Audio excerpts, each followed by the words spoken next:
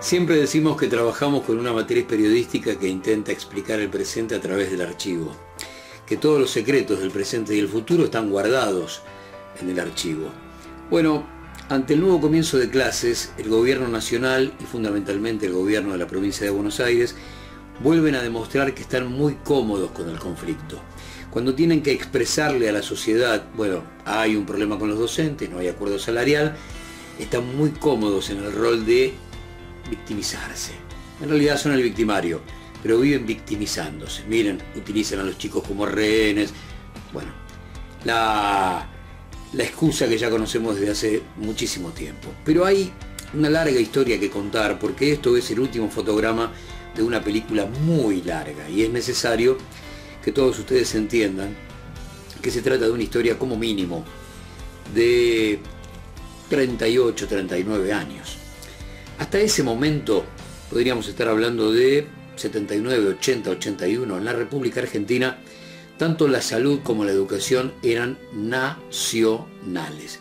Y ahí empieza un experimento de descentralización que tiene básicamente a la provincia de Buenos Aires y a la ciudad de Buenos Aires como ejes del laboratorio.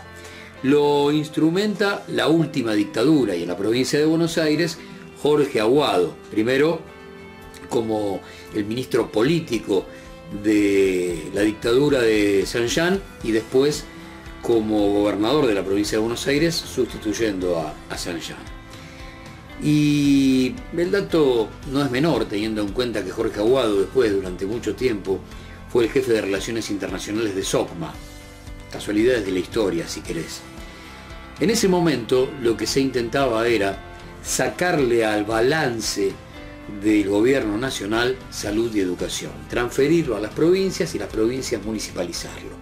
Ahí empieza un esquema que sobre todo los porteños van a entender perfectamente de lo que hablo cuando recuerdan las escuelas con ladrillo a la vista, que son las que se conocen como las escuelas Cacciatore. Es por primera vez que el gobierno de la ciudad de Buenos Aires se hace cargo de la mano de la descentralización de la educación. Y lo mismo, claro, empieza a suceder con algunos centros de salud en la provincia. Por ejemplo, les dejo como muestra un botón. El Hospital Cetrángulo en Vicente López era un hospital modelo a nivel latinoamericano de enfermedades que tenían que ver con el aparato respiratorio.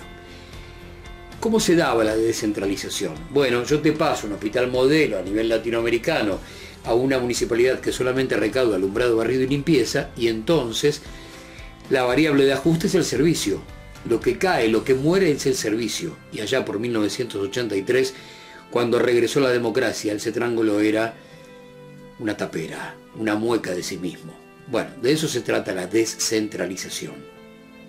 Cuando llegó Salonia, lo que hizo fue ejecutar, poner el pie en el acelerador para que durante el menemismo todo lo que no se había podido lograr de descentralización educativa, chao, se haga. Y entonces el Ministerio de Educación de la Nación se quedó sin escuelas y sin docentes. Bien, llega entonces Néstor Kirchner. Y el primer problema que soluciona a 48 horas de haber asumido fue la huelga eterna en Entre Ríos. ¿Recuerdan ustedes? Bien. Pero después metió mano en la creación de la paritaria nacional. ¿Y qué es la paritaria nacional? Teniendo en cuenta que vos te habías quedado sin escuelas y sin docentes y que vos no podías manejar la paritaria nacional, lo que hizo fue establecer una discusión piso. Nadie podía ganar menos de lo que establecía la paritaria nacional. Pero había provincias que no tenían con qué pagarlo y entonces la diferencia la pagaba el Estado. Esa era la paritaria nacional. Y digo era porque Macri acaba de derogarla hace más o menos 15 días. El juego perverso es el siguiente. Asumen el 10 de diciembre de 2015 y convocan a paritaria nacional en 2016. No era tiempo de hacer olas. Pero en 2017 ya no la convocan. Recuerden ustedes, la escuela itinerante nace fruto de la no convocatoria a la discusión de la paritaria nacional docente. Y en 2018 la matan por decreto. ¿Por qué? ¿Cuál es el motivo? Un país que queda atado al pago de intereses de la deuda recauda de todos los rincones del Estado. Y de esta manera se ahorran cerca de 100.000 millones de pesos por año. Claro, se lo sacan al bolsillo docente. Pero hay que explicarlo, porque si no parecería que el docente en esta situación es un nene caprichoso que no quiere entrar al aula. Le robaron la paritaria nacional. El último dato tiene que ver con Clarín, que cuando tuvo que editorializar para contarte qué era la paritaria nacional docente, lo mostraron como una especie de estrategia kirchnerista para meterse los gremios docentes en el bolsillo. A ver, si cada amplitud de derechos va a ser una especie de dádiva para comprar voluntades, gobernar es imposible.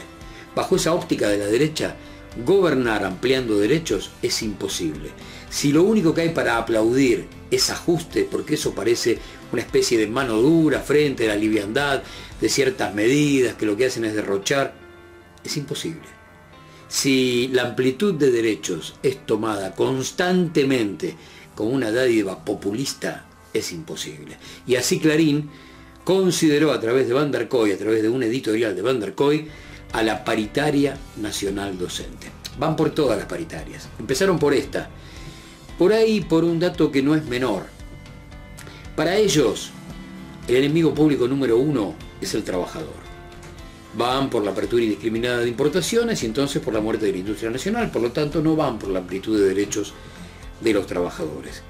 Pero los docentes, como empleados estatales, son los empleados directos de estos pibes. Y este no es un dato menor, porque ahí ejercen con más brutalidad y más crueldad su rol, el que no abandonaron nunca, ni siquiera cuando entraban a la casa de gobierno, su rol de patrones.